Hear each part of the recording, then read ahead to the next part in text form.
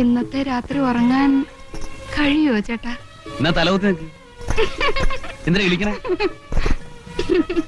തമാശക്കാരനാണെന്ന് എനിക്ക് ആദ്യം കണ്ടപ്പോഴേ മനസ്സിലായി. ചേട്ടാ, ചേട്ടന്റെ പേര് നാരായണൻ എന്നല്ലേ?